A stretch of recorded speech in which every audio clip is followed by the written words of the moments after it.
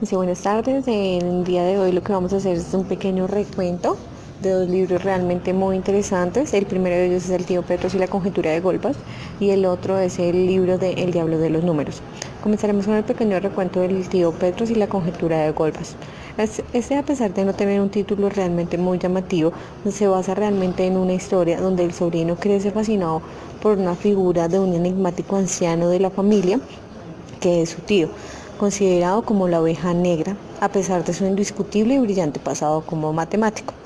El tío Petros en ese momento pues ya era un anciano que estaba recluido o alejado de la sociedad, que permanecía en una casa de campo rodeado de libros de matemáticas que ya no leía y enfrascado en problemas de ajedrez.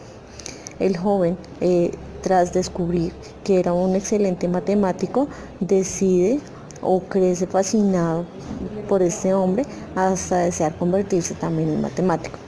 Pero su tío Petro le ofreció una prueba, demostrar una simple composición matemática. Si lo consigue, habrá probado tener talento para esa disciplina. Pero durante todo un verano el trabajo no sirve debido a que el joven no llega a solucionar este enigmático problema. Por lo tanto, el tío Petros lo obliga a firmar un documento en que se asegura que jamás estudiará matemáticas y el joven parte a América para realizar sus estudios universitarios. El problema planteado por el anciano es muy simple: demostrar que todo número par superior a 2 es la suma de dos números primos. Expresable en pocas palabras, es sin embargo uno de los grandes problemas no resueltos de las matemáticas, llamado la conjetura de Golbas. Cuando su compañero de cuarto eh, llama la atención al joven al hecho de que su tío le había planteado una prueba de un famoso problema no resuelto, este estalla en cólera y decide enfrentarse al anciano. El anciano le cuenta que cuando decidió o eligió ser profesor, eligió la conjetura de Golbas para darse a conocer en el mundo matemático, pero quería sacar la demostración entera y no publicar paso a paso su evolución, lo que hizo que durante muchos años se aislara de la sociedad y se centrara en el problema, en el cual no consiguió demostrar. Pero en ese tiempo que permaneció aislado, otra persona se le adelantó. Bueno, posteriormente su sobrino deja la carrera de matemáticas y se mete en una carrera de economía. Pese a ese cambio, la relación con su tío mejora y de vez en cuando disputían partidas de ajedrez. Un día, a Petros le entrega una medalla de oro al mérito y a la vuelta de la ceremonia de entrega, el sobrino dice que le explique el método de Papakristos y después que le pidió que le hablase de la conjetura de Golbach. El tío le dice que tenía que tener una base y durante aproximadamente 2 meses y medio siguieron teniendo unas lecciones, aproximadamente unas 10 lecciones sobre la conjetura de Golbach, a la que el sobrino asistía con gran atención. En la 10ª clase le empezó a explicar el método de las judías, para la cual tuvo que llevar 2 kilos de judías y con ello Petros empezaba a dibujar rectángulos y figuras geométricas para explicarle a su sobrino el método. Pero pronto el sobrino de Petros empezó a advertirse en una actitud diferente a la hora de impartir su clase, de modo que las respuestas de su tío llegaban a ser crípticas y hacían caso omiso a las preguntas formuladas. Lo que estaba pasando era que Petros se había vuelto a centrar en la demostración, pero cada vez Petros estaba más centrado hasta llegar al punto que empezaba a comparar de manera inusual y parecía que se volvía cada vez más loco. Hasta que un día Petros llamó nervioso a su sobrino y le dijo que acudiese rápidamente a su casa con otro matemático porque necesitaba 2 testigos. Ante eso su sobrino le dijo que para qué necesitaba 2 testigos, que realmente ya era muy tarde y que no podía ir. A pesar de ello, su sobrino buscó otra persona y acudieron a la casa de Petros. Al momento de llegar, Petros ya se encontraba muerto, pues lo que se determina era que quería demostrar la solución de la conjetura de Golbas, pero hasta el momento no sabemos si realmente fue capaz de descubrir o simplemente creyó descubrir la solución. Bueno, en cuanto a mi opinión de este libro, realmente es un libro que me gustó bastante, ya que hace una idea de qué tan compleja pueden llegar a ser las matemáticas y qué tan complejo puede llegar a ser el estudio de las mismas. Por ende, pues muchas veces nosotros también nos frustramos cuando algo en las matemáticas no nos funciona, pero es simplemente un poco más de concentración y ganas de aprender.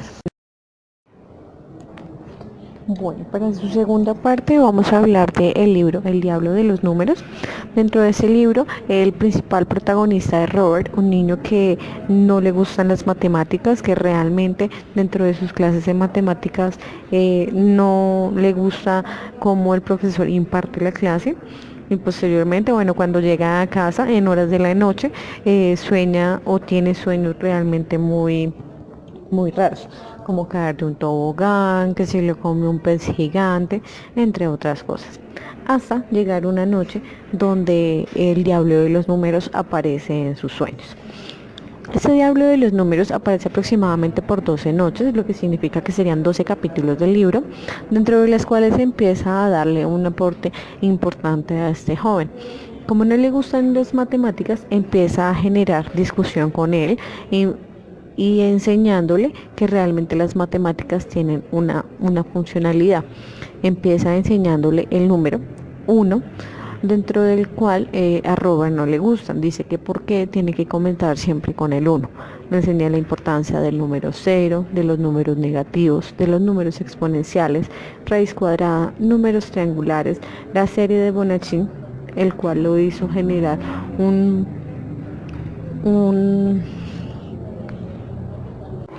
una cierta simpatía hacia esos números, por la cual él mismo, a partir de la explicación que le dio con las liebres, lo que hace es él mismo intentar diferenciarlas, pero llega a un punto donde se vuelve una bola y decide terminar.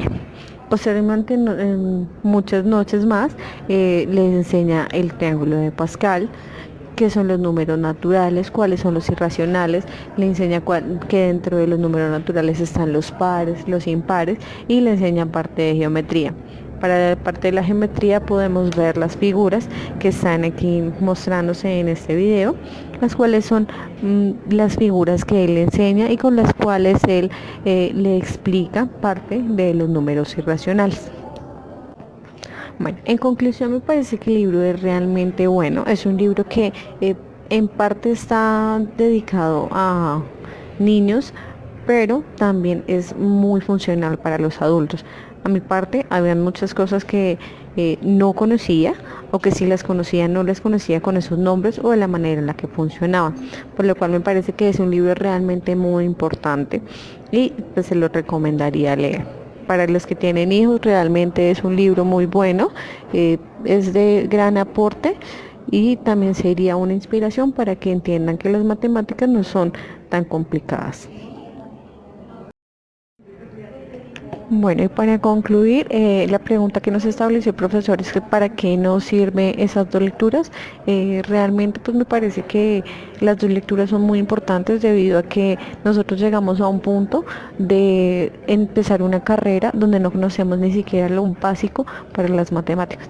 Para la para la carrera que estamos realizando en ese momento, que es economía, y la materia que es cálculo diferencial, es muy importante tener los principios básicos en matemáticas, pues para podernos defender y así poder aplicar a lo que se nos enseña en cada clase. Entonces me parece que es realmente muy importante leer los libros, a pesar de que son lecturas realmente muy fáciles de leer. Hay cosas que realmente uno recuerda o aprende en este libro. Entonces se los recomiendo, son muy buenos y pues, echen una ojeadita y léanlos.